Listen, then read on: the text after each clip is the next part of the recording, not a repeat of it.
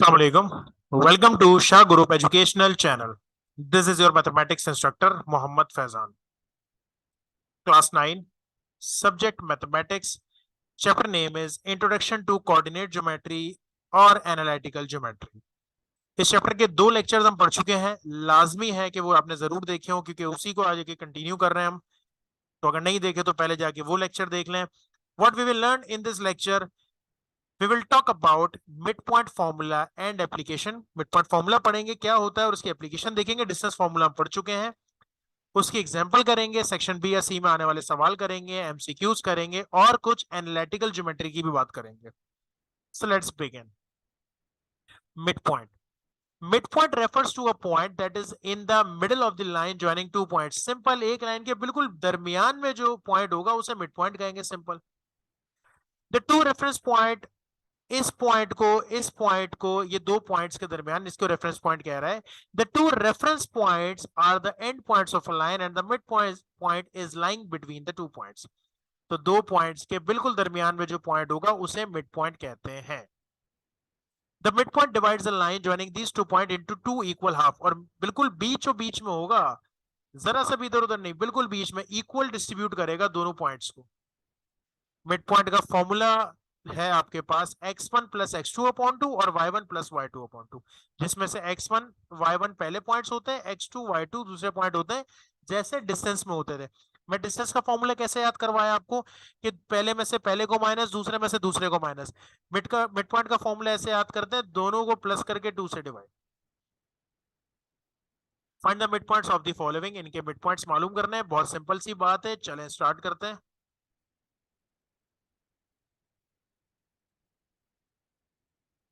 देखें, ये आपके पास x1 y1 हो गया और ये आपके पास x2 y2 हो गया।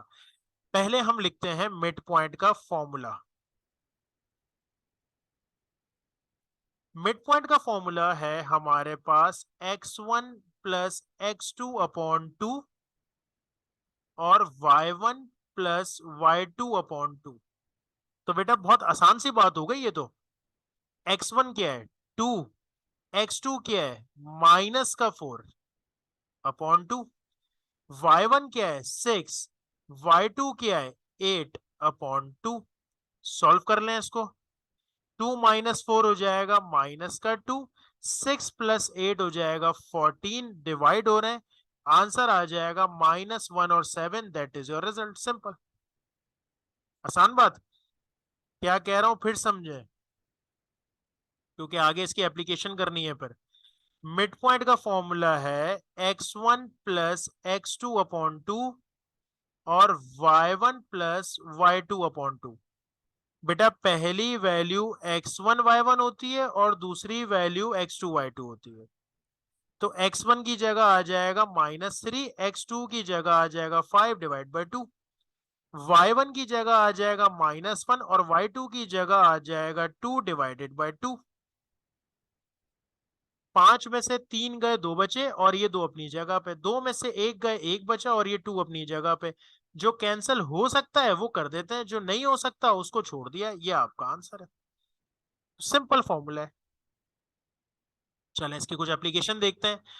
सवाल आपके पास लिखा हुआ है, find the centre of the circle whose end points of a diameter are this and this. Diagram बनाते हैं, बात समझ में आएगी। कह रहा है सर्किल की बात कर रहा है कुछ आपसे, और सर्किल का सेंटर आपको मालूम करना है। सी कर देते सर्किल के सेंटर को।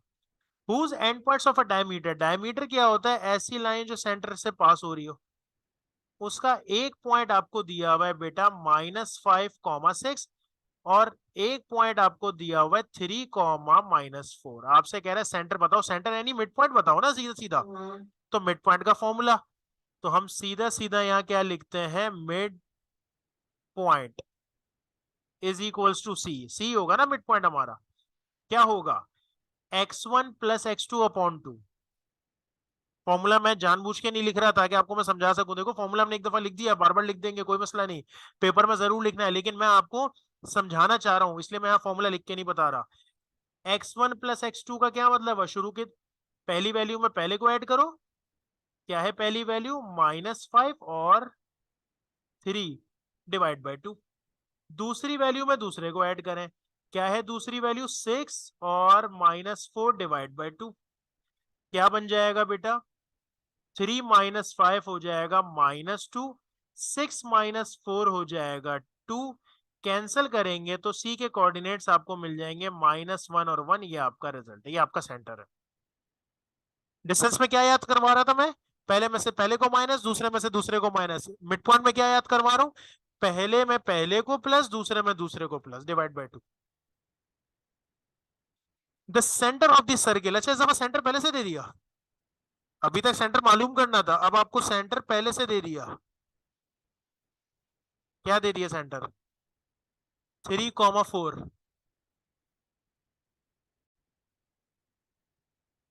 डायमीटर का it's and point of a diameter, यानी डायमीटर का एक पॉइंट आपको दिया हुआ है।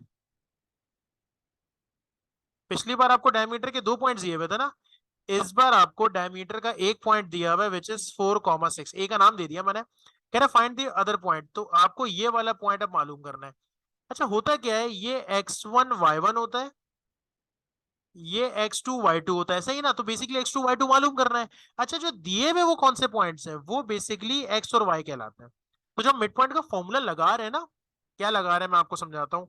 मिड पॉइंट का फॉर्मूला हम लगा रहे हैं x1 + x2/2, और कॉमा करके क्या कर रहे हैं y1 + y2/2, तो वो किसके बराबर होता है, बेसिकली x वाला x के बराबर होता है और y वाला y के बराबर होता है। ठीक है जनाब, यानी इसको सॉल्व करने पर x मिलता है और इसको सॉल्व करने पर y मिलता है। देखें ऐसा ही तो हुआ है, इसको सॉल्व करने पर x मिला, इसको सॉल्व करने पर y मिला। तो हमने क्या किया, सेंटर दिया हुआ था, सेंटर एक्स वाई है, एक पॉइंट आपका x1 y1, एक पॉइंट आपका x2 y2। अगर यहां तक की बात समझ में आ गई तो आगे तो मसला ही नहीं है। क्या x की वैल्यू सवाल में दी हुई है, बिल्कुल दी हुई है 3, x1 की वैल्यू कितनी दी हुई है 4, x2 आपको नहीं पता, वही तो मालूम करना है, उसने कहा था दूसरा पॉइंट बताओ। y की वैल्यू आपको कितनी दी हुई है 4, y1 की वैल्यू कितनी दी हुई है 6, y2 अपनी जगह पे, बेटा 2 डिवाइड हो रहा है, वहां जाके मल्टीप्लाई, 2 3 = 6, 4 प्लस हो रहा है, वहां जाके क्या हो जाएगा माइनस। तो 6 में से 4 गए तो हमारे पास बचेंगे 2 = x2, सही है। यहां 2 डिवाइड हो रहा है, वहां जाके मल्टीप्लाई, तो कितना हो जाएगा 2 4 = 8, 6y2, 6 प्लस हो रहा है, वहां जाके क्या हो जाएगा माइनस, 8 में से 6 गए तो y2 की वैल्यू भी इत्तेफाकन 2 ही आ गई। तो हम लिख सकते हैं कि जो b के कोऑर्डिनेट्स है ना, वो क्या है, पहले x लिखा जाता है फिर y लिखा जाता है। तो पिछले सवाल में आपको दोनों एंड पॉइंट दिए हुए थे और मिड पॉइंट निकालना था, इस बार आपको मिड पॉइंट दिया हुआ है, एक पॉइंट दिया हुआ है, दूसरा निकालना था। Okay, a circle has a diameter between this and this, find the center and radius of circle। अच्छा वही वाली बात, सर्किल है, उसका सेंटर आपको मालूम करना है, ए और बी है। अच्छा क्या कह रहे हैं, लिख लेते हैं जरा सा, ए जो है वो -3 और 4 है, बी जो है वो 11 और 6 है, और सेंटर मालूम करना है ना, फाइंड द सेंटर, तो सेंटर तो मिड पॉइंट होती है, तो हम लिख लेते हैं mid point is equals to C. क्या फॉर्मूला लगेगा बेटा, x1 + x2, दोनों के x को प्लस करना है ना, क्या होगा माइनस का 3 और प्लस का 11/2, 4 दोनों के क्या प्लस करना है y, तो 4 और 6/2, क्या बनेगा 11 में से 3 गए तो 8/2 बचेगा, 6 और 4 मिलके हो जाएंगे 10। तो बेटा सी का जो आंसर बनेगा, जो पॉइंट्स बनेंगे वो बनेंगे 4,5। तो ये आपको सेंटर मिल गया, मिल गया सेंटर। और क्या कह रहा है, कह रहा है रेडियस भी मालूम करो। अच्छा रेडियस क्या होता है, रेडियस सेंटर से कहीं तक का भी डिस्टेंस होता है। क्या मैं कह सकता हूं कि रेडियस बराबर है सी से ए के डिस्टेंस, सही कह रहा हूं। अच्छा मैं ये भी तो कह सकता हूँ सी से बी का डिस्टेंस, तो जो आपको आसान लगे, चले हम सी से बी का डिस्टेंस कह देते हैं। अगर आप सी से ए का है तो भी ठीक है, सी से बी का है तो भी ठीक है। और कुछ लोग इससे भी ज्यादा तेज हैं, कुछ लोग कहेंगे सर एक काम करते हैं, ए से बी का डिस्टेंस निकालते हैं, वो डायमीटर मिलेगा, डायमीटर का हाफ रेडियस होता है, तो ए से बी का डिस्टेंस निकाल के उसको हाफ कर देते हैं, तो वो तरीका भी सही है। तो तीन तीन तरीके हैं सवाल में रेडियस निकाल लेंगे। चले हम सी से बी का डिस्टेंस निकालते हैं तो हमें रेडियस मिल जाएगा। डिस्टेंस फॉर्मूला याद है, भूल गए, लास्ट लेक्चर में करवाया था। सी से बी का डिस्टेंस 11 में से सी का एक्स क्या है 4 माइनस 6 में से सी का वाई यानी के 5 माइनस। तो 11 माइनस 4 बेटा कितना बचेगा 7 का स्क्वायर। 6 में से 5 जाएंगे तो 1 का स्क्वायर। 7 7 जा हो जाएगा 49। 1 का स्क्वायर 1 आ जाएगा। 49 प्लस 1 50 हो गया। 50 का हम मालूम कर लेते हैं रूट। तो 50 का जब रूट मालूम करेंगे तो आंसर आएगा 7.07। ये आपको रेडियस मिल गया। कैसे लिखते थे याद है ना, यूनिट्स।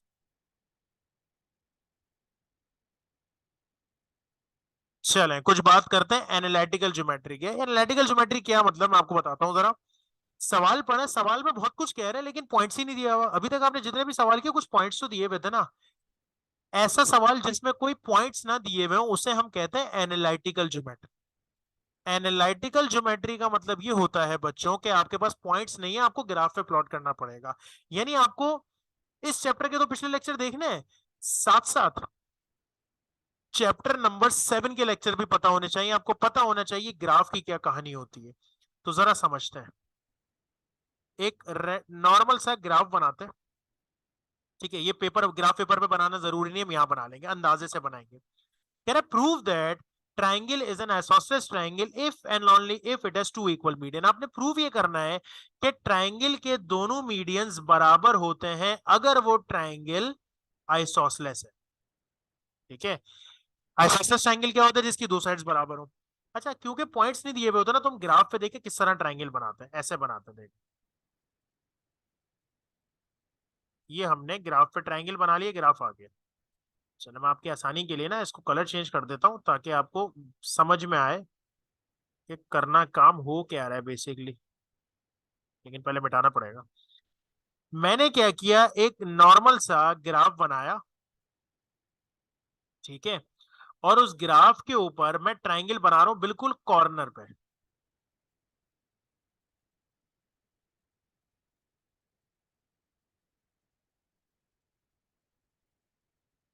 कलर मैच हो रहा है, कुछ डिफरेंट कलर ले लेते हैं, रेड कर देता हूं मैं। ऐसे ऐसे ऐसे ये ट्राइंगल बना लिया। ठीक है बेटा, अब इस ट्राइंगल में कुछ पॉइंट्स होंगे।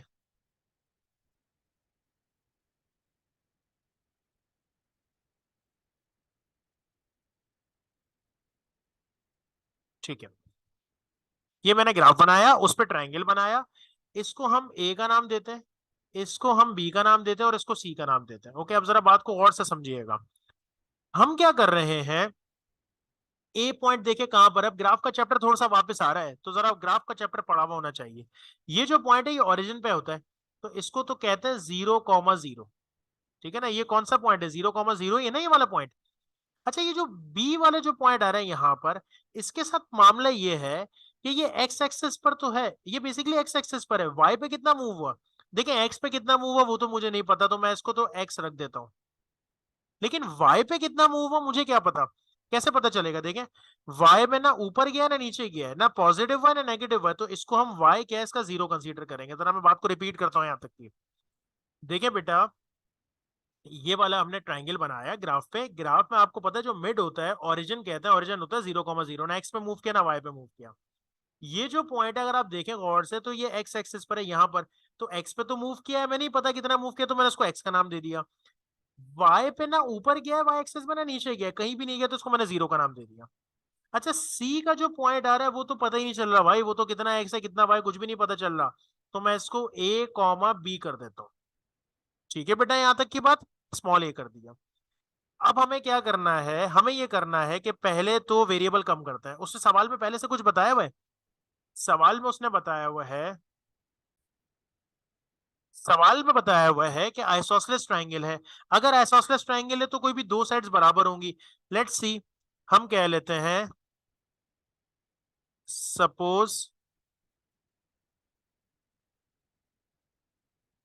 ए से लेकर सी तक का डिस्टेंस बराबर है बी से लेकर सी तक के डिस्टेंस। क्यों सपोज कर रहा हूं मैं, क्योंकि ये क्या है, क्योंकि ये आइसोसेलेस ट्राइंगल है, वरना सपोज नहीं कर सकता था, आइसोसेलेस है इसलिए सपोज कर सकता हूं।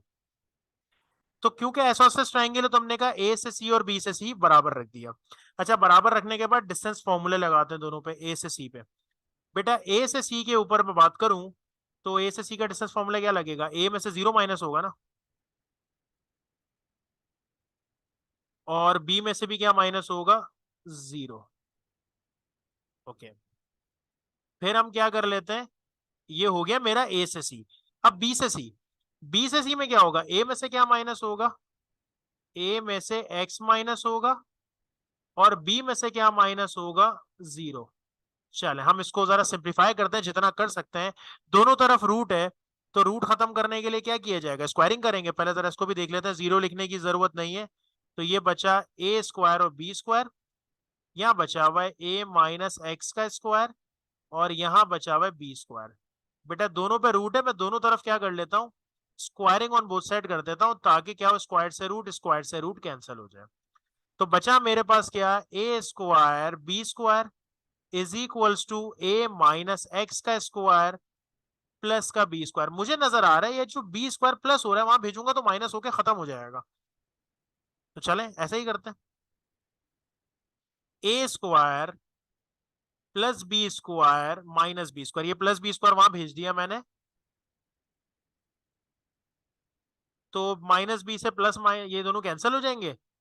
तो ये बचेगा A square is equals to A minus X square. अब स्क्वायर खत्म करने का तरीका आता है आपको, स्क्वायर खत्म करने के लिए हम क्या कर सकते हैं, रूट ले सकते हैं, या फिर क्या हो रहा है, एक और चीज नजर आ रही है, फॉर्मूला बनता हुआ नजर आ रहा है मुझे। ए स्क्वायर इज इक्वल टू क्या हो रहा है, देखें, ए माइनस बी होल स्क्वायर, ए स्क्वायर माइनस का 2ab और प्लस का बी स्क्वायर। इस ए स्क्वायर को भी वहां भेजते हैं, तो ए स्क्वायर माइनस का A square is equals to minus का 2ax प्लस का एक्स स्क्वायर। सही है, ए स्क्वायर से ए स्क्वायर कैंसिल, क्या बचा, 0 इज इक्वल्स टू माइनस का 2ax प्लस का एक्स स्क्वायर। इसको भी वहां भेज देते हैं माइनस वाले को, तो 2ax is equals to x square. Okay हो गई बेटा बात। नाउ हमें, अगर मैं कहूं मैं किसी भी एक की वैल्यू निकाल लें, जैसे मैं आपसे कहता हूं चलें, ये देखें एक्स यहां पर कैंसिल हो सकता है, टू को भी वहां ए की वैल्यू निकाल लेते हैं, चलें टू को भी वहां भेज दें, ए को भी वहां भेज दें, एक्स को भी वहां भेज दें, तो ये x square is equals to क्या हो जाएगा, टू यहाँ मल्टीप्लाई हो रहा है वहां जाके डिवाइड, ये एक एक्स वहां जाके डिवाइड हो जाएगा, तो एक एक्स से एक एक्स कैंसिल, ए की वैल्यू आपके पास आ जाएगी एक्स अपॉन टू, ये आपको ए की वैल्यू मिलेगी। या आप ये भी कह सकते हैं कि एक्स की वैल्यू निकाल लें, ऐसे भी कर सकते हैं। तो जो आपको आसान लग रहा है, जैसे देखें दूसरा मेथड ये भी हो सकता है कि आपने क्या किया, 2x को वहीं रहने दिया, x को वहां भेज दिया, एक x को, यानी उससे क्या होगा बेटा, देखें एक्स स्क्वायर था ना, एक एक्स रहने दिया, एक एक्स को भेजा, जिससे एक्स से एक्स कैंसिल हुआ, तो 2a आ गया एक्स के बराबर। अब आप मुझे बता दें, ये सपोज ये रखना है तो ये रख लें, ए की वैल्यू की बात करेंगे तो एक्स अपॉन टू पुट कर सकते हैं, एक्स की वैल्यू की बात करेंगे तो 2 रख सकते हैं, तो दोनों में से कोई भी रख सकते हैं, दैट्स योर चॉइस। ठीक है, मैं इसको कंसीडर कर लेता हूँ क्योंकि मुझे पता है इसमें आप लोगों को थोड़ी प्रॉब्लम होगी। चले, सवाल में कहा था आइसोसेलेस ट्राइंगल है, हमने आइसोसेलेस है तो दो साइड बराबर होती है, हमने दो साइड बराबर रख के सिंप्लीफाई करके एक वेरिएबल की वैल्यू निकाल ली। अब हमें प्रूव ये करना है कि इसके मीडियन इक्वल है। मीडियन समझते हैं, मीडियन होती है ये पॉइंट और ये पॉइंट, तो इस पॉइंट को नाम देना पड़ेगा, ए बी सी हो गया, इसको मैं डी का नाम दे देता हूं, इसको मैं ई का नाम दे देता हूं। तो इसका मतलब ये होगा कि ए से डी का डिस्टेंस बी से ई के बराबर आना चाहिए, लेकिन डी के तो पॉइंट से नहीं पता, डिस्टेंस फॉर्मूला तो तब लगेगा जब पॉइंट्स पता होंगे। तो क्या डी बी और सी का मिड पॉइंट है, क्या ई ए और सी का मिड पॉइंट, तो पहले मिड पॉइंट का फॉर्मूला लगा के हम इसके कोऑर्डिनेट्स निकालते हैं। देखिए कैसे, हम इसमें लिखते हैं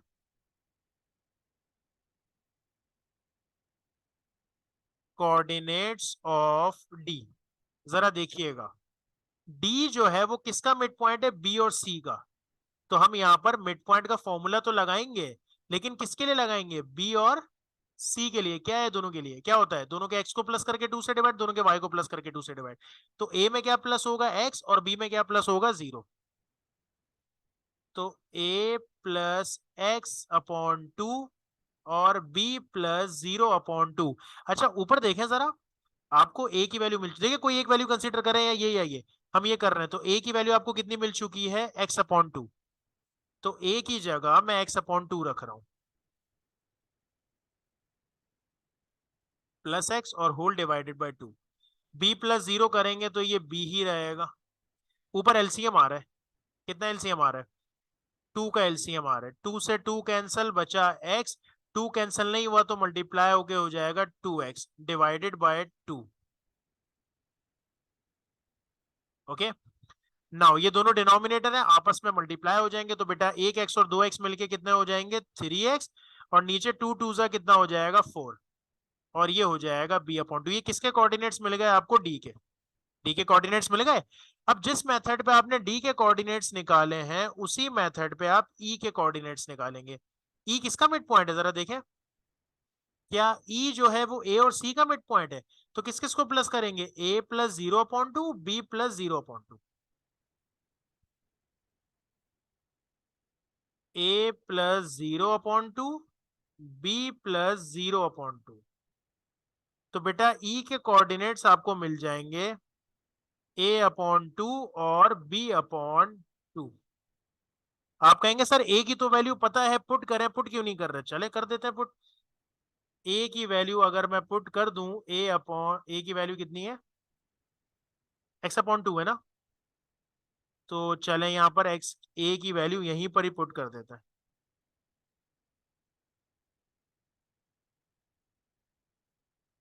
ए की जगह मैंने रखा x/2 और अपॉन का 2 अपनी जगह पे, तो जो ई के कोऑर्डिनेट्स मुझे मिले ना वो क्या मिलेंगे, x/2 2 जा 4, और ये क्या मिल जाएगा b/2 अपनी जगह पे। जरा यहां तक की बात समझ लें, आगे का काम बड़ा आसान है। देखें उसने कहा था आइसोसेलेस ट्रायंगल है, तो हमें पता चल गया, पहले हमने ग्राफ पे बनाया, ग्राफ पे एक ट्रायंगल बनाया, अगर वैल्यूज नहीं पता होती तो उसको एनालिटिकल ज्योमेट्री कहते हैं। और वैल्यूज कैसे पुट करते हैं, यहां से ट्रायंगल बनाते हैं, ये जो पॉइंट ऑरिजिन है इसको कहते हैं 0 0। इस पॉइंट को देखेंगे तो y पे कितना मूव हुआ, कुछ भी मूव नहीं किया, तो y को 0 कर दिया, और बाकी वैल्यूज आपको नहीं पता थी वो रख दी। उसने कहा था आइसोसेलेस ट्रायंगल है, तो हमने a से c के डिस्टेंस को b से c के बराबर रखा, सिंप्लीफाई करके वैल्यू मिलेगी। प्रूव करना था कि मीडियंस बराबर है, यानी ए से डी का डिस्टेंस बी से ई के बराबर है, तो डी के और ई के कोऑर्डिनेट्स मिलने चाहिए। डी के कोऑर्डिनेट्स कैसे मिलेंगे, डी जो है वो ए और सी का मिड पॉइंट है, तो मिड पॉइंट का फॉर्मूला लगाया, बी और सी का मिड पॉइंट है, ई जो है वो ए और सी का मिड पॉइंट है, तो यहां पर मिड पॉइंट का फॉर्मूला लगाया, और जहां ए की वैल्यू थी वहां ए की वैल्यू पुट कर दी।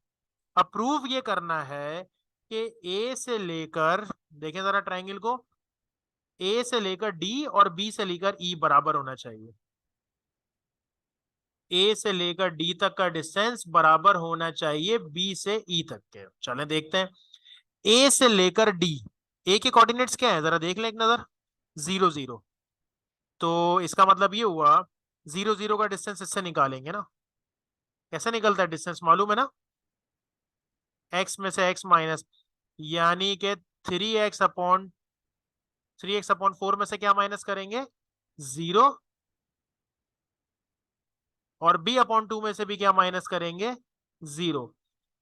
3x/4 में से 0 माइनस होगा, और b/2 में से भी 0 माइनस होगा। क्यों 0 माइनस हो रहा है, क्योंकि ए डी ना, तो डी के कोऑर्डिनेट्स और ए के कोऑर्डिनेट डिस्टेंस निकालना है। जब मैं बात करूंगा बी से ई के डिस्टेंस की, तो बी के कोऑर्डिनेट्स देख लें, एक्स और 0 है, तो एक्स और 0, x/4 में से क्या माइनस होगा, x माइनस होगा, और b/2 में से क्या माइनस होगा, 0 माइनस होगा। नाउ 0 लिखने की जरूरत नहीं है, 3x/4 होल स्क्वायर अपनी जगह पे, रूट अपनी जगह पे, 0 लिखने की जरूरत नहीं है, स्क्वायर अपनी जगह पे। यहाँ एलसीएम आ रहा है, कितना एलसीएम आ रहा है बेटा 4 का, 4 से 4 कैंसल, x बच गया, 4 मल्टीप्लाई होगा कितना हो जाएगा 4x प्लस यहां पर क्या हो जाएगा, 0 लिखने की जरूरत नहीं है, b/2 का स्क्वायर अपनी जगह पे, रूट अपनी जगह पे, सब पे स्क्वायर करें। 3 का स्क्वायर कितना हो जाएगा, 9x² और 4 का स्क्वायर हो जाएगा 16, प्लस b का स्क्वायर हो जाएगा b²/4। ठीक है, एक में से 4 गए, कितने बचे, माइनस का 3x/4, इसका स्क्वायर कर लेते हैं, b²/4। मजीद क्या होता हुआ नजर आ रहा है, मजीद ये हो रहा है, यहां तो कुछ नहीं हो रहा। अगर आप कहते हैं एलसीएम ले लें तो ठीक है, एलसीएम ले लें, डजंट मैटर। यहां मुझे ये नजर आ रहा है, ये स्क्वायर सब पर है ना, स्क्वायर से माइनस खत्म हो जाएगा। 3 का स्क्वायर कितना आ जाएगा, 9x² / 4 का स्क्वायर कितना आ जाएगा, 16 b²/4। देखें क्या दोनों साइड्स बराबर आ गई। तो हमें यही प्रूफ करना था ना कि दोनों के मीडियंस बराबर आएंगे, तो दोनों के मीडियंस बराबर आ गए। सवाल में लिखा था प्रूव दैट, आपने लिख दिया प्रूफ। ओके, थोड़ा टेक्निकल सवाल, एक दफा फिर देख लीजिएगा। इसमें भी वैल्यूज नहीं है, इसका मतलब ये भी एनालिटिकल सवाल है। कैसे सॉल्व करेंगे, ग्राफ बनाना पड़ेगा।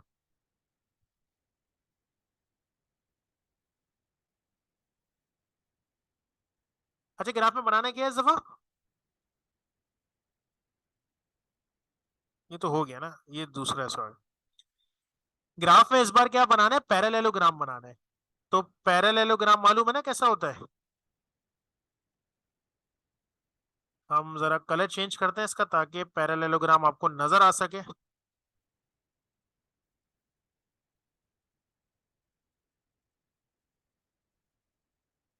ठीक है, अच्छा पॉइंट्स क्या होंगे बेटा, पॉइंट्स कैसे रखेंगे, पॉइंट्स बिल्कुल वैसे ही रखेंगे जैसे अभी रखा था हमने, जरा गौर से देखिएगा। यहां पर मैं रख रहा हूं ए, तो ये तो ओरिजिन है, 0 0 हो जाएगा। यहां मैं रख रहा हूं बी, एक्स होगा, वाई कितना है मुझे नहीं पता, सॉरी वाई तो हमें पता है ना, ना ऊपर है ना नीचे, तो उसको 0 कर दिया। एक्स कितना है मुझे नहीं पता, वो मैंने एक्स कर दिया। सी कितना है, सी का ना एक्स पता है ना वाई पता है, तो हम क्या कहेंगे, इसको ए रख देते हैं और बी रख देते हैं। और यहां की जब मैं बात करूंगा डी पॉइंट की, तो इसका भी दोनों नहीं पता, तो इसको हम क्या कर देते हैं, A B C, A B हो चुका है, इसको सी कर देते हैं। जरा गौर से देखें, इसका वाई एक्सिस और इसका वाई एक्सिस सेम होगा ना, दोनों देखिए एक ही लाइन पे जा रहा है। अगर यहाँ 5 होगा तो दोनों 5 होगा, यहाँ 6 होगा तो दोनों 6 होगा। तो इसका वाई कितना रखा था, बी, तो इसका वाई भी ऑटोमेटिकली कितना आ जाएगा, बी आ जाएगा। क्योंकि देखिए हाइट दोनों की सेम है, अगर हाइट सेम है तो जितना वाई इसका रखा था उतना ही वाई इसका भी रखना पड़ेगा। अब क्योंकि ये पैरेललोग्राम है, तो पैरेललोग्राम में एक बात होती है जरा याद रखने वाली। क्या याद रखने वाली बात होती है, डी के पॉइंट्स आपने रखे क्या है, सी कॉमा बी ना। तो आप याद रखें कि इसका जो एक्स है, मैं आपको देख के भी जरा सा बता सकता हूं, जो आपको दिख रहा है, इसका एक्स कितना है ए, इसका एक्स कितना है एक्स। तो इसका जो एक्स बनेगा वो बनेगा a - x। नहीं समझ आई होगी बात, मैं आपको वापस समझाता हूँ, देखें। ए कोऑर्डिनेट समझ में आ गया, बी समझ आ गया, सी समझ आ गया, डी है टेक्निकली समझ आ गया, तो आगे का काम समझ में आ जाएगा। क्या समझना है बच्चों, समझना यह है कि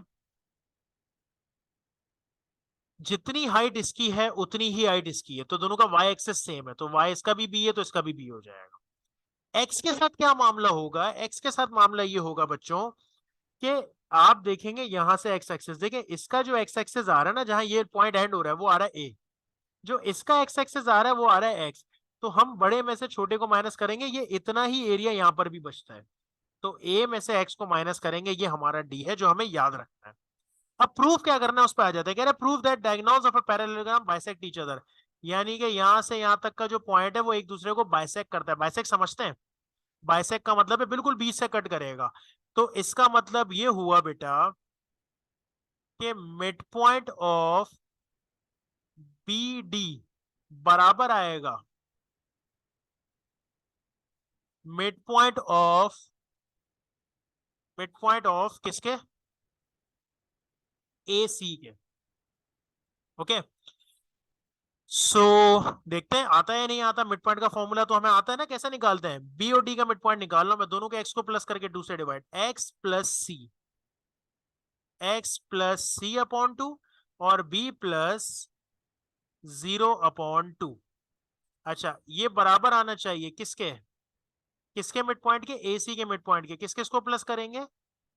a प्लस 0/2 और b प्लस 0/2।